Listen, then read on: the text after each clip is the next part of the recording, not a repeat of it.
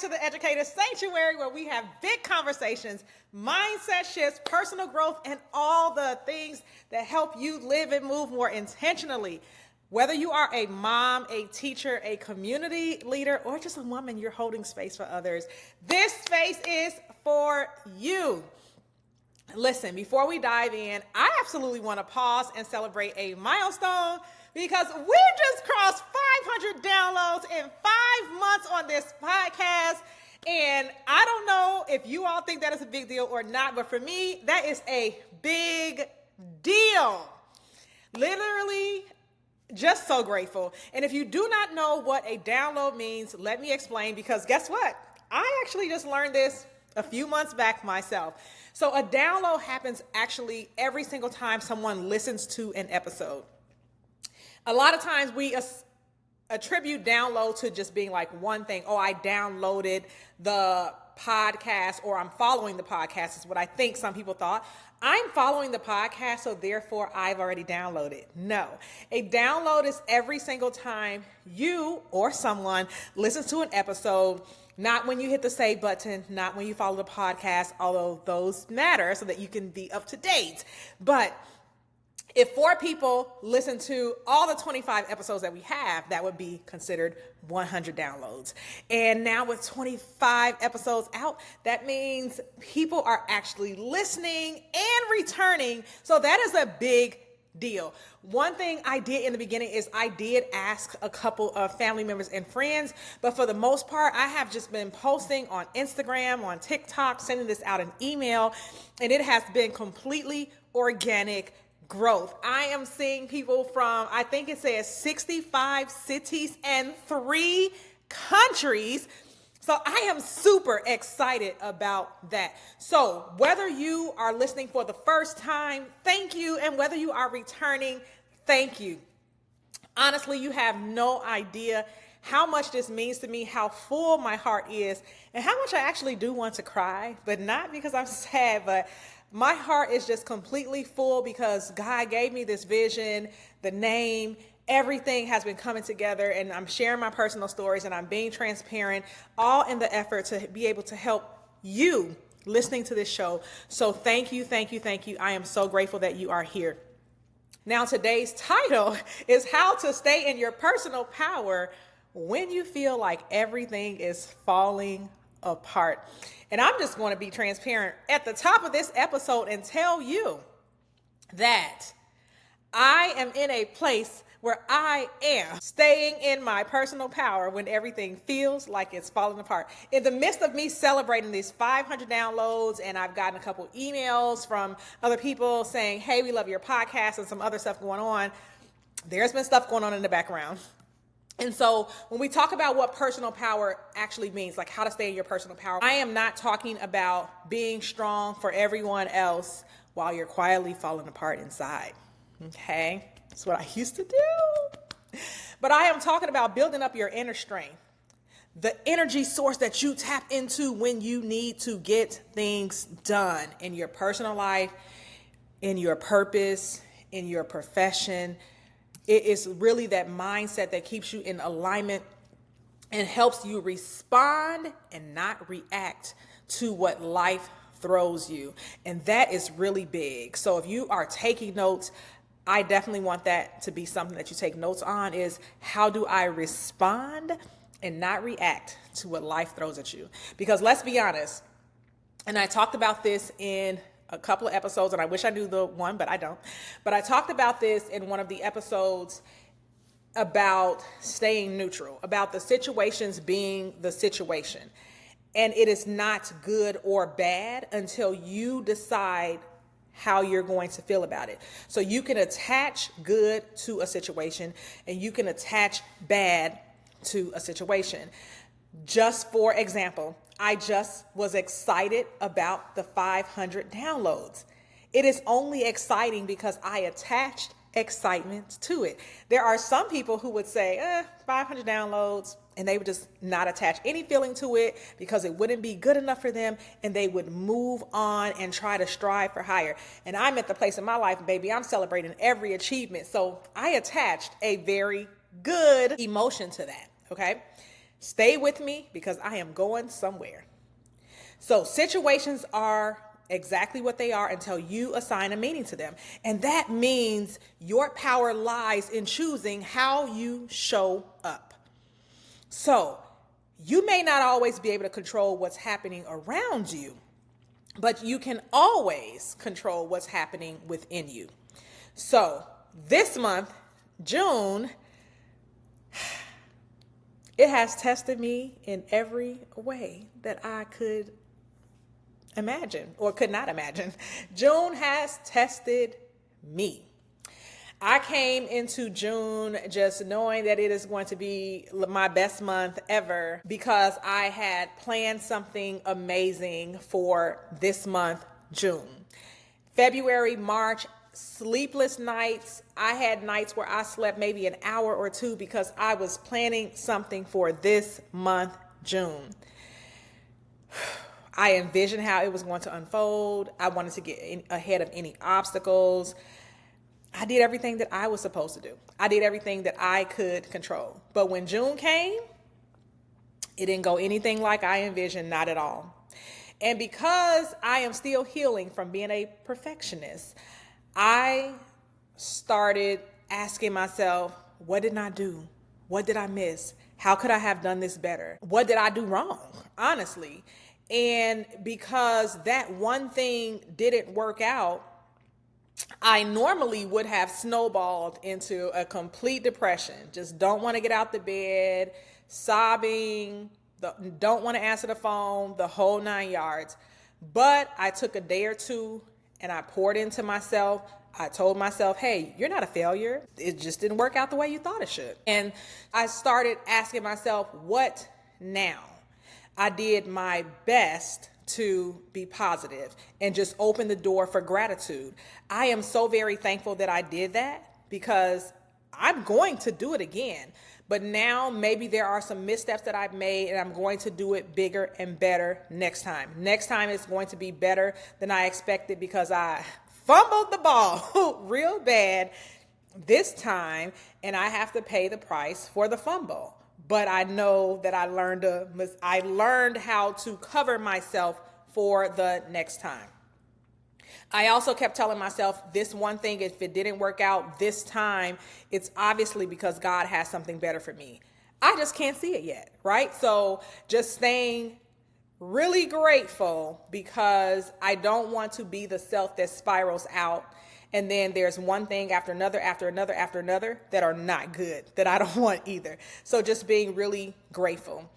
In the midst of that, I was on my way to church this past weekend and my car started acting up. Very weird, by the way. So I actually called a mobile mechanic and he was like, oh, it's just a small issue. It's no big deal. We'll just order the parts. So he said I had good news and bad news. And the good news was that it wasn't a big deal. The bad news is that he couldn't fix it that day because he had to order the parts, but it's drivable, blah, blah, blah, blah. Okay, great. I kept it moving. But imagine my surprise when I kept it moving. Okay. And I ended up completely without a car.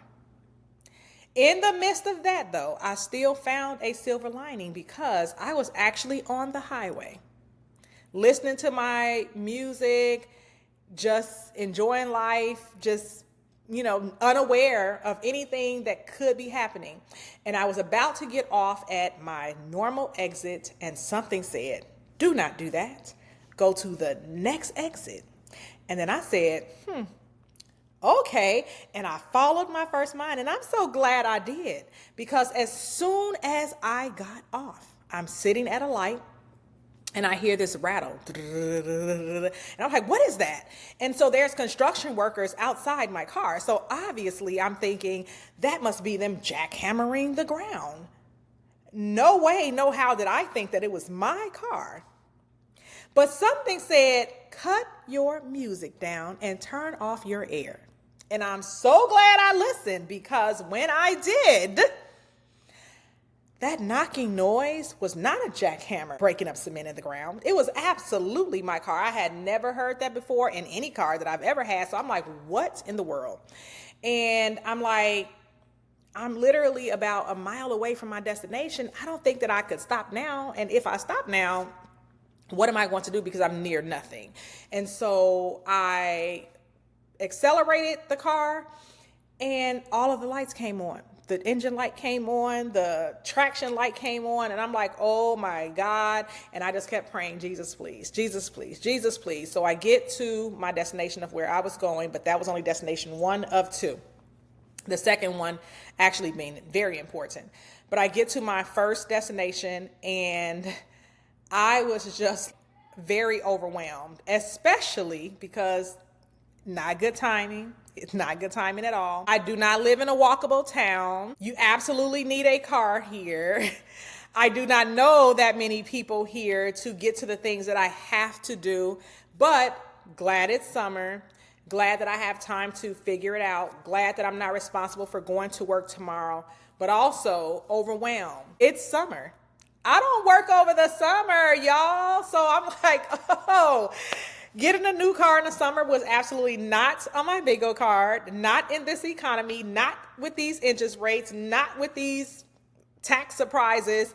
And so I'm like, my God, the plans that I made for June did not work. My car in June is not working. The timing is absolutely not working. And yet in the midst of it all, when I got out of the car, I just kept talking to myself. I literally had tears that I know that wanted to come up, and I kept breathing my way through, and I kept saying, this is not a bad situation. The situation is just a situation, and it is not bad unless I choose to feel bad about the situation. And I just kept breathing into that moment and saying, the situation is the situation, and I'm going to lean in it as a neutral situation. God obviously wants me to have a better car, okay? It was nothing wrong with the car that I had, but he obviously wants me to have a better one. The same way that my plan for June didn't work out, and I'm like, okay, God must want me to have a different plan for this. God must want me to rest. God must want me to do all of these other things that is better than what I expected, and that is the attitude that I chose to take about my car. In the midst of it all, I made a decision. I'm going to control what I can. I'm going to ground myself. I'm going to choose faith over fear because I know that God has a better plan. And it's nothing else that I can say. I just kept leaning into that. The me a year ago, baby, I would have shut down. I would have gotten stuck in the why me cycle. But this me, this version has learned God does not like murmuring and complaining. If you are in a wilderness season, and you are going through wilderness activities, the murmuring and complaining will only keep you in the wilderness.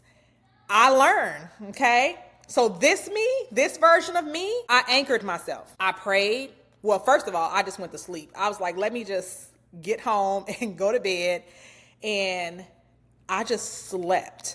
And then once I woke up, I turned on my worship music that I love. I prayed, I tapped, I journaled, and I chose to see the situation as neutral and shift my meaning of it because I am just holding out on faith that God, I know you have something better. Your promise is yes and amen. Your promise is abundance. Your promise is all these things shall be added unto me, and just holding him at his words. So the 3 ways that I have condensed this to talk about in terms of how to stay in your power is 1, to use your faith as an energy source, not just a belief system, but an energy source of how you live, move, and breathe through circumstances. Whether it's your prayer, whether it's your breath work, whether it's your worship, whether it's your meditation, your faith is your fuel. So let it charge you up before you go back out into the world. Spend that time with yourself and use that to energize you to go back out and do what you were called to do in relaxation, in peace, in knowing that it is all working out and unfolding better than you could have ever expected. Control what you can, but release what you can't. I cannot fix the situation for June. I cannot fix the situation for my car. I don't even know how to do. Listen, the mechanic was asking me, what's wrong with the car? I said, sir, I know how to do 3 things. I know how to put air in my tire. I know how to put gas in my car. And I just learned this year how to check the oil. Anything else you're asking me is a wash. Like, I don't know. I can take you a video and that's all I could do. So I can't fix anything. So control what you can, release what you can't. You cannot fix your situations, but you can keep showing up with integrity. You can make a phone call. You can shift your inner state. You can just go take a nap. You can just call on the name of Jesus and say, Jesus, I don't know nothing, you fix it. Okay, so work on what you can. And then ask yourself, especially because you're on a journey to be in alignment with your purpose, you have to be the person to also get bigger and better. So what would my highest self do right now? Because when life keeps testing you, you have to know it's not a punishment, but it's preparation for something. And if the same test keeps showing up, then it's because you have a lesson that you need to master. So what would my highest and best self do right now? I know what my old self did, but what would my new self, the self that's walking into a higher calling, what would that person do? And so if you are new here, I do not end episodes without leaving you with some homework. And so your homework for this week is your call to be aligned with your purpose. So one thing that I would like you to do is name the situation that feels like it's falling apart in your life. Is it a relationship? Is it your finances? Is it your career? Is it your kids? Like, name the thing that feels like it's falling apart in your life. And then write down how your highest and best self would respond. Not the you who would respond today, not the you who would respond last year or 5 years ago, not your triggered self, but your elevated self. How would your elevated self choose to respond to a situation? And then take one small action in that direction. You don't have to take many. You just take one step, and I am sure that you will be led with the rest. The other thing is releasing, knowing the outcome. Lord, talking to me, releasing, knowing the outcome. I am a solutions person. I always want to know the answer or feel like I have the answer to pretty much everything. It is very scary to me to not know how a problem is going to be solved. But when you're trusting that something is going to be bigger than you have imagined, it also means, baby, there's no solution that you can even put on the table that's going to be better than the solution that's already made for you. Because if God is shifting something in you, if God is shifting something in your life, then it is obviously for your good, and it's nothing that you can do that's going to be better than what he can do. So I'm going to leave you with that. If this episode resonated with you, I would really love it if you would just go back and listen to 1 or 2 more episodes. This would actually help us get to our 1,000 downloads. And it keeps the show growing. It keeps us being able to bless even more women out there. And if you haven't already, please leave a rating or review on Apple Podcasts, Spotify, or wherever you're podcasting. It doesn't have to be long. It can be a quick, hey, this helped me today. It really would go a long way. Before you leave, I do want to give a closing affirmation. So if you stayed this far, this is your treat. And so the affirmation, you can breathe into it. Take a few minutes to go ahead and close your eyes and breathe. Inhale 4 seconds, out 4 seconds. You can do that a few times to make sure that you are grounded. And then you can say the following words: even when life feels uncertain, I am kept. I release what no longer serves me. I trust that what is falling away from me is clearing a space for what's better for me. I hold my power with grace, peace, and purpose. I am whole and I am being rebuilt stronger. I am grounded, I am guided, and I am growing through every shift. Please remember that you've got this, even when it feels like you don't. Hold on to your power, stay in alignment, and remember that God is not done with your story. Ooh, I'm about to cry right now because one of my favorite songs is More Than Able. It's by Elevation Worship. And one of the parts in the song is one of my favorites. I listened to that on repeat when I drove from Indiana to Florida. But there's so much more to your story. God is not done with you yet. And before I tear up, that is the end of the podcast. Guys, thank you so much for listening, and I hope to see you in the next episode.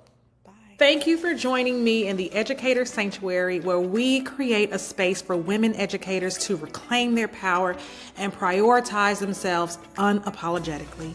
If you've loved what you've heard, please do not forget to subscribe, leave a review, and share this podcast with other amazing women who need to hear this message. Until next time, remember, you are capable, you are powerful, and you are absolutely worthy.